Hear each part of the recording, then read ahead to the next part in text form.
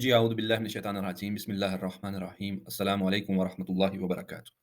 पिछले सेशन में हमने बात की थी कि जो कातिलीन हज़रत उस्मान बिन अफ़ान थे, वो कौन लोग थे?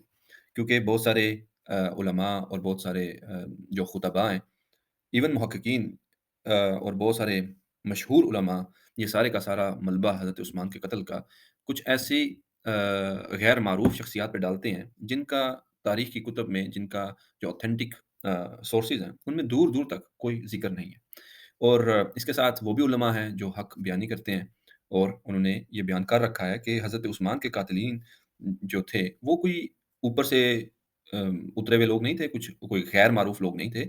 इवन उनमें सहाबा किराम जो है मौजूद थे और इवन बदरी सहाबा भी उनमें मौजूद थे। यानी जो पहले ज़मानों में जिन्होंने इस्लाम कबूल किया, वो भी उनके कातिलीन जो बुलवाई आए थे, उनके साथ वो भी मौजूद थे।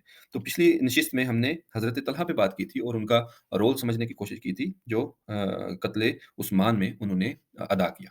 एक बहुत ही बड़ी शख्सियत जिनका भी रोल है हज़रत उस्मान के कत्ल में, उन पे आज हमने थोड़ी-सी बात करनी है और उसके सिलसिले में हम हवाला पेश करेंगे तारीख़ तबरी का। तो जो दूसरी शख्सियत है, जिन पे हम बात कर रहे हैं, पिछले नशिस्त में हज़रत तलहा पे बात की थी, तलहा बिन उबैदुल्लाह और आज जो शख्सियत है जिन पे बात करनी है, वो हज़रत ज़ुबैर बिन अव्वाम है। तो ये तारीख़ तबरी है और जिल्द सोम है, तीसरी जिल्द है और इसमें वाक़यात हैं हज़रत उमर की खिलाफ़त से लेके हज़रत अली की खिलाफ़त तक। अल्लामा अबी जाफ़र मोहम्मद बिन जरीर अत-तबरी अल-मुतवफ़्फ़ा 310 हिजरी, नफ़ीस अकेडमी उर्दू बाज़ार कराची वालों ने इसको छापा है और इसका जो हिस्सा है, इसके अंदर हिस्से हैं, उसका हिस्सा है दौम ये अभी हिस्सा अव्वल यहाँ से स्टार्ट हो रहा है, ये देख रहे हैं आप हिस्सा अव्वल और इसका जो हिस्सा दौम है, वो काफ़ी आगे जाके स्टार्ट होता है। तो उसको हम डायरेक्टली देख लेते हैं, जो सफ़ा हमको चाहिए। तो ये देखिएगा, ये जिल्द सोम हिस्सा दोम है और इसमें सफ़ा नंबर है 100 126 हिस्सा दोम तारीख़ तबरी इसको थोड़ा बड़ा कर लें। तारीख़ तबरी जिल्द सोम हिस्सा दोम खिलाफ़त राशिदा और इस वक़्त जो बात हो रही है, वो हज़रत अली रज़ी अल्लाहु अन्हु लिखा हुआ है, उनकी खिलाफ़त की बात हो रही है।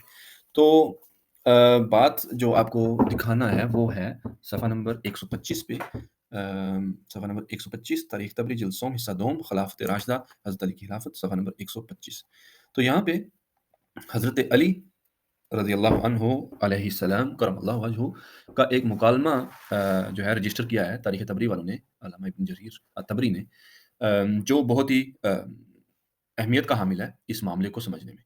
तो हज़रत अली का थोड़ा-सा बैकग्राउंड देते चलें कि हज़रत उस्मान के कत्ल के बाद ये मामला पेश आया कि हज़रत अली से कहा गया कि हमें कातिलीन उस्मान का किसास दो, यानी जिन्होंने कत्ल किया है हज़रत उस्मान को, उनको सज़ा दी जाए, उनको पकड़ा जाए। तो उसी सिलसिले में जो पहली जंग हुई, जंग जमल, जिसको लीड कर रही थी हज़रत आयशा और उनके साथ 2 बड़े सहाबी हज़रत तलहा और हज़रत ज़ुबैर, हज़रत अली की खिलाफत में उनके खिलाफ जंग के लिए आए हुए थे। तो उस जंग के दौरान, उस जंग के मामलात में उसी जो मरहला चल रहा था, उसमें ये मुकालमा पेश आया। तो इसको देखते हैं कि क्या बात हुई। हज़रत अली रज़ियल्लाहु अन्हु और हज़रत ज़ुबैर रज़ियल्लाहु अन्हु का मुकालमा। जब दोनों लश्कर आमने-सामने पहुँच गए, तो हज़रत अली घोड़े पर सवार होकर लश्कर से निकले और हज़रत ज़ुबैर को आवाज़ दी। जब हज़रत ज़ुबैर करीब आ गए, तो हज़रत अली ने इनसे फरमाया, "ये लश्कर लेकर तुम क्यों आए हो?" हज़रत ज़ुबैर ने इस पे कहा, "इसलिए कि मैं आपको इस खिलाफत का अहल और अपने से ज़्यादा मुस्तहिक नहीं समझता।" यानी हज़रत ज़ुबैर ने हज़रत अली से कहा कि मैं तो आपको इस खिलाफत का अहल ही नहीं समझता। हज़रत अली ने कहा, "हज़रत उस्मान के बाद तुम भी खिलाफत के अहल ना थे और हम तुम्हें बनु अब्दुल मुत्तलिब ही में शुमार किया करते थे, लेकिन तुम्हारे इस बुरे बेटे ने तुम्हें इस मुकाम पर पहुँचा दिया और हमारे और तुम्हारे दरमियान तफ़रीक पैदा कर दी।" इसके बाद हज़रत अली ने चंद और बातें ज़िक्र करने के बाद फरमाया, जिनका इसमें ज़िक्र नहीं है, कि रसूलुल्लाह सल्लल्लाहु अलैहि वसल्लम हम दोनों के पास से गुज़रे और मुझसे फरमाया, "ये तेरा फूफीज़ाद भाई क्या कह रहा है?"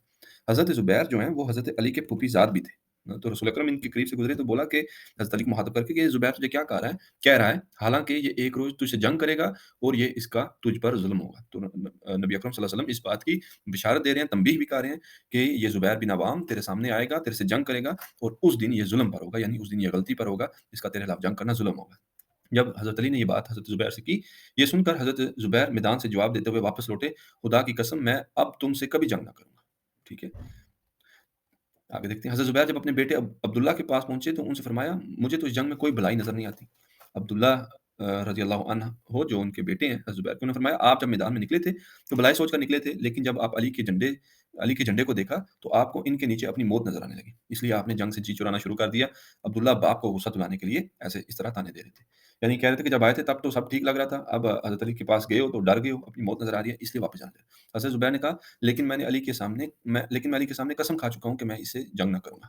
حضرت عبداللہ نے فرمایا اپنے غلام سر جس کو آزاد کر کے قسم کا کفارہ ادا کر دیجیے، یعنی بھول جائیں جو بھی قسم کھائی ہے اس کو بس بھول جائیں۔ حضرت زبیر نے اسے آزاد کر دیا اور صف میں جا کر کھڑے ہو گئے، یعنی پھر سے جو ہے جنگ پہ آمادہ ہو گئے۔ کچھ علماء کہتے ہیں جی حضرت علی نے جب یہ بات کی تو حضرت عبداللہ واپس چلے گئے اور پھر انہوں نے مڑ کے جنگ نہیں کی، یہ بات درست نہیں ہے، یہ بات تاریخی لحاظ سے درست نہیں ہے۔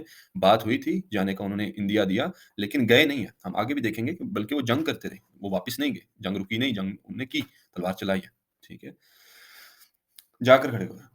حضرت علی نے، اور یہ سب سے امپورٹنٹ بات ہے یہاں پہ، حضرت علی نے حضرت زبیر سے یہ بھی فرمایا کہ تم مجھ سے عثمان کا قصاص طلب کر رہے ہو حالانکہ تم ہی نے انہیں قتل کیا تھا۔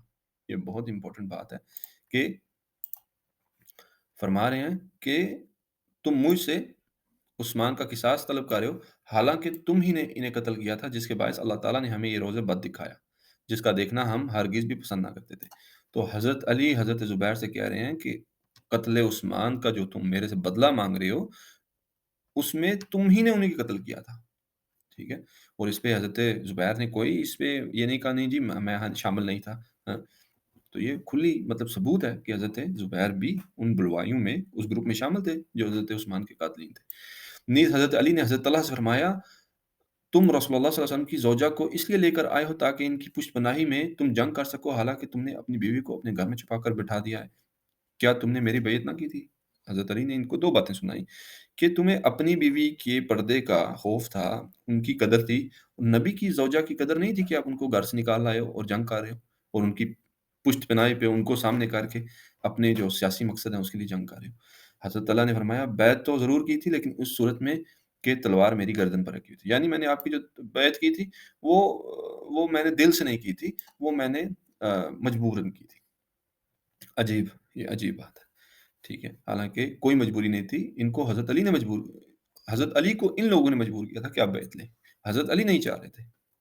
تو ادھر کہنا کہ مجبوری کے لیے لی تھی، یہ بات جو دوسرے تاریخی حقائق ہیں اس سے میچ نہیں کرتی۔ اس کے بعد ایک جو ہے آگے مکالمہ ہے کہ ایک نوجوان کو قرآن دیا کہ جا کے ان کو بولو کہ جنگ نہیں کرو، آجو قرآن پہ بات کر لیتے ہیں، قرآن کو ہم منصف رکھ لیتے ہیں۔ تو اس نوجوان کو جو جنگ جمل میں جو مخالف گروپ تھا حضرت عائشہ کا، انہوں نے اس کو قتل کر دیا۔ تو جب اس کو قتل کر دیا، شہید کر دیا، تو اس پہ حضرت علی نے فرمایا اب تمہارے لیے جنگ حلال ہو گئی ہے، تم ان سے جنگ کرو، ٹھیک ہے۔ تو جو جنگ شروع ہو گئی، آخری حجت تھی، ٹھیک ہے، اور یہ جنگ کرتے رہے، یہ جو طلحہ اور زبیر ہیں یہ جنگ کرتے رہے، لوگ کہتے ہیں واپس چلی گئے تھے، یہ بات نہیں ہے، یہ جنگ کرتے رہے اور لوگوں کو شکست ہوئی، ٹھیک ہے۔ جب ان کو شکست ہو گئی، جمل والوں کو، حضرت عائشہ کے گروپ کو شکست ہوئی تو حضرت اللہ کے ایک تیر آ کر لگا جس سے وہ شہید ہو گئے۔ زہری کہتے ہیں لوگ یہ کہا کرتے تھے کہ تیر مارنے والا مروان بن حکم تھا، اس کو ہم نے دیکھا تھا پچھلی دفعہ کہ حضرت طلحہ کو تیر مارنے والا مروان بن الحکم تھا، لیکن ادھر جو بات زیر غور ہے وہ یہ کہ حضرت طلحہ جنگ کرتے رہے، واپس نہیں گئے، حضرت علی کے خلاف یہ جنگ کرتے رہے، اور حضرت علی نے زبیر کو بولا کہ تم شامل تھے عثمان کے قتل میں، تو تم شامل تھے، ٹھیک ہے۔ آگے ایک جو چیز آپ کو دکھانی ہے یہ دیکھیں کہ انہیں بتایا گیا، حضرت یہ صفحہ نمبر 128 ہے، یہ صفحہ نمبر 127 تھا، ٹھیک ہے، اوپر سے بات چل رہی ہے 126 127 128 صفحہ نمبر 128، ٹھیک ہے۔ تو حضرت زبیر کو بتایا گیا کہ حضرت علی کے لشکر میں عمار بھی شامل ہے، حضرت عمار بن یاسر۔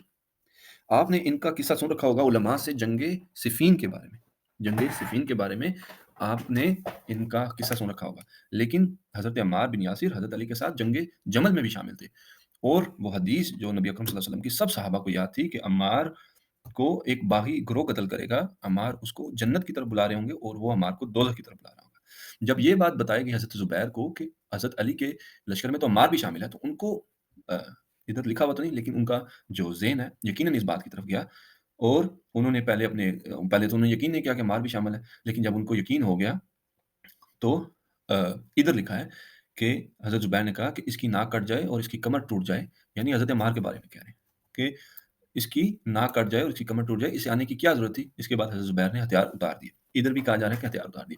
پہلے کہا کہ جب حضرت علی نے کہا تھا ان کو بات یاد دلائی تو وہ واپس چلے گئے، حالانکہ ہم نے دیکھا واپس نہیں گئے، وہ لڑتے رہے۔ جب شکست ہوئی پھر جا کے تیر لگا طلحہ کو، حضرت طلحہ کو، اور اسی طرح حضرت زبیر کو ابھی یہ دوسری جگہ پہ بتایا جا رہا ہے کہ جب ان کو بتایا گیا عمار بھی شامل ہے، تو پھر انہیں ہتھیار اتار دیے، یہ کہا جا رہا ہے، ٹھیک ہے؟ لیکن آگے دیکھیے گا کہ یہ پھر بھی رکے نہیں ہیں، ٹھیک ہے؟ یہ پھر بھی رکے نہیں ہیں۔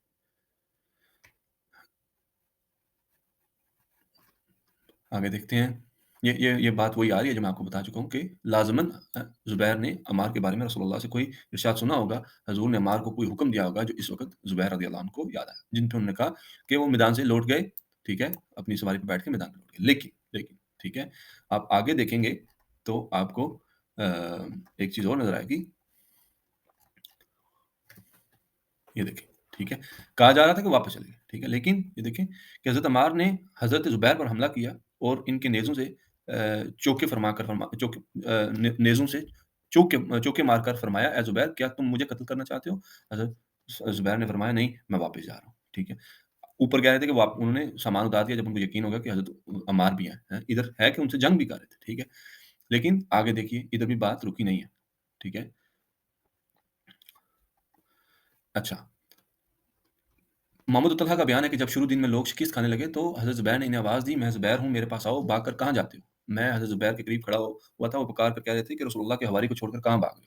یعنی وہ ان کا اپنا میدان چھوڑنا تو کجا، وہ لوگوں کو بھی کہہ رہے تھے کہ آپ رکو، آپ بھاگو نہیں، آپ ان سے جنگ کرتے رہو، ٹھیک ہے؟ اور یہ آگے دیکھیے کہ اس کے بعد زبیر میدان سے لوٹ گئے اور وادی صباح کے طرف چلے، دو آدمیوں نے ان کا پیچھا کیا، باقی لوگ ایک دوسرے سے جنگ میں مصروف تھے۔ جب حضرت زبیر نے دیکھا کہ دو سوار ان کا پیچھا کریں تو وہ میدان کو واپس لوٹ آئے اور آ کر سخت حملہ کیا، ٹھیک ہے؟ اور دشمنوں کی صفیں تتر بتر کر دی۔ جب دشمن واپس لوٹے تو انہیں معلوم ہوا کہ یہ حملہ کرنے والے زبیر تھے، ساتھیوں نے زبیر کو پکارا، یہ البا بن الحسیم اور ایک جماعت کو لے کر آگے بڑھے، یعنی جنگ میں دوسری جانب سے کا رضی اللہ عنہ ایک جماعت لیے ہوئے آ رہے تھے۔ جب وہ طلحہ کے سامنے پہنچے، طلحہ لوگوں سے پکار پکار کر کہہ رہے تھے، اے لوگو میرے پاس آؤ اور ثابت قدمی دکھاؤ، ٹھیک ہے؟ واپس جانا اور جنگ کو چھوڑنا کجا، یہ تو مطلب اس پہ پکے تھے کہ ہمیں جنگ لڑنی ہے۔ وہ تو یہ ہار گئے، جب یہ ہار گئے تو پھر مروان نے ان کو بھی تیر مارا، ٹھیک ہے؟ جن سے حضرت طلحہ بھی قتل ہو گئے، ٹھیک ہے؟ کیا کرنے سے کہا آپ زخمی ہو چکے ہیں اور جو چیز آپ لے کر کھڑے ہوئے ہیں وہ بھی جان بلب ہے، لہٰذا تم کسی گھر میں جا کر آرام کر لو۔ یعنی یہ چھوڑ کے نہیں گئے تھے، جب ان کو تیر لگ چکا یہ لڑ رہے تھے، یہ تب بھی لڑ رہے تھے،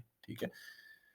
حضرت طلحہ نے اپنے غلام سے فرمایا مجھے کسی گھر میں لے چلو، اس غلام نے اور اس کے ساتھ دو آدمیوں نے انہیں سہارا دیا اور انہیں بصرہ لے گئے۔ اس کے بعد بھی جنگ ہوتی رہی، پھر لشکر طلحہ شکست کھانے لگا، یہ لوگ شکست کھا کر بصرہ بھاگ جانا چاہتے تھے، لیکن جب انہوں نے دیکھا کہ مضر نے حضرت عائشہ کے اونٹ کو گھیر لیا ہے تو یہ سب پلٹ پڑے اور قلب لشکر میں پہنچ کر میدان میں ڈٹ گئے اور اب نئے سرے سے جنگ شروع ہو گئی تھی، ٹھیک ہے؟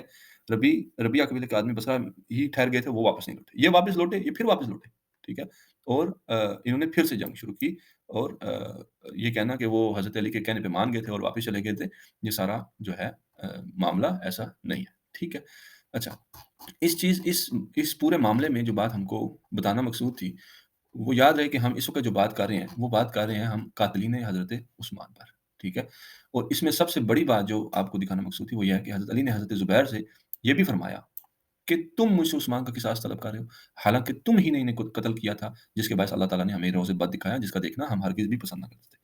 تو پہلی نشست میں ہم نے دیکھا کہ حضرت طلحہ ڈائریکٹلی انوالو تھے، اسی لیے مروان بن حکم نے ان کو تیر مارا حضرت عثمان کا بدلہ لینے کے لیے، کیونکہ مروان بن حکم بھی بنی امیہ سے تھا۔ اور ادھر حضرت علی کے جو حق کی زبان ہے انہوں نے بلایا کہ زبیر تم خود شامل تھے، تم میرے سے قصاص کا ڈرامہ جو کر رہے ہو، تم تو خود شامل تھے حضرت عثمان کے قاتلین میں۔ تو یہ آج کا سیشن، امید کرتے ہیں کہ آپ کو یہ ریسرچ پسند آئی ہوگی، آپ اس کو خود بھی پڑھ سکتے ہیں، یہ ساری کتابیں آن لائن اویلیبل ہیں۔ تاریخ تبری جلد سوم حصہ دوم صفحہ نمبر 126، خلافت راشدہ حضرت علی کی خلافت، اردو ترجمہ نفیس اکیڈمی کراچی کی طرف سے۔ اگلی نشست میں ملتے ہیں، اپنا خیال رکھیے گا، السلام علیکم ورحمۃ اللہ وبرکاتہ۔